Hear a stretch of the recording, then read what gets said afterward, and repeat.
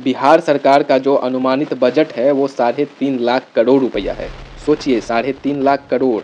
लेकिन क्या आपने कभी सोचा है कि ये पैसा आता कहाँ से है? क्या आपका और हमारा दिया हुआ टैक्स का पैसा है ये? और यदि इतना पैसा आता है तो फिर जाता कहाँ है? क्या ये विकास के कार्य में लगता है या कहीं और गायब हो जाता है? तो चलिए इस वीडियो में आसान भाषा में हम अपने जेब के 100 रुपये की तरह समझते हैं। मान लीजिए बिहार सरकार के पास 100 रुपया है और उस 100 रुपये में से बिहार सरकार का जो अपना पैसा है कमाया हुआ वो कितना है पता है? 20 से 22 रुपया मात्र। जी हाँ, जो हम पेट्रोल खरीदते हैं, ज़मीन की रजिस्ट्री करते हैं, कोई सामान खरीदते हैं, जीएसटी देते हैं, तो ये सब पैसा मिला के मात्र 20 से 22 रुपया है। लेकिन बाकी का 78 रुपया कहाँ से आता है? तो यहाँ होता है एंट्री केंद्र सरकार का।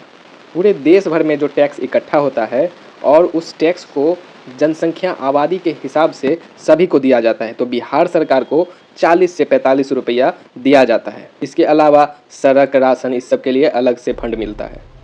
लेकिन सोचिए बिहार सरकार का जो अपना कमाई है और केंद्र सरकार जो देता है वो सब मिला के भी 100 रुपया नहीं पुरता है। अगर कमाई कम है और मदद के बाद भी पैसा नहीं पुरता है तो क्या करेगा सरकार? जो एक आम आदमी करता है, कर्जा लेगा। बचा हुआ जो 18 से 20 रुपया है वो कर्जा लेता है। चलिए अब पैसा आ गया, अब इसका उपयोग सरकार कहाँ कहाँ करता है ये समझते हैं। इसका जो सबसे बड़ा हिस्सा है और शिक्षा और शिक्षकों के सैलरी में चला जाता है। पुलिस, डॉक्टर और बड़े बड़े अधिकारी को जो पेंशन मिलता है वो इसी 100 रुपये में से दिया जाता है। जब सैलरी, पेंशन और टैक्स को चुकाने के बाद जो पैसा बचता है वही पैसा आपके नए अस्पताल बनने में, नया पुल बनाने में, नया सड़क बनाने में लगता है। तो पैसा जादू से नहीं आता है, वो आपके टैक्स से आता है, केंद्र सरकार की मदद से आता है और कर्जा से आता है। लेकिन एक जागरूक नागरिक होने के तौर पर हमें खुद से 2 सवाल पूछने चाहिए।